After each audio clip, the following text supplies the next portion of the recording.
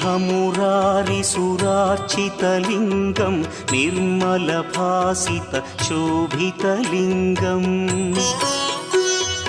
जन्मजदुःखविनाशकलिङ्गं तत्प्रणमामि सदा शिवलिङ्गम् देवमुनिप्रवरार्चितलिङ्गं कामदहन करुणाकरलिङ्गम् रावणदर्पविनाशकलिङ्गं तत्प्रणमामि सदा शिवलिङ्गम्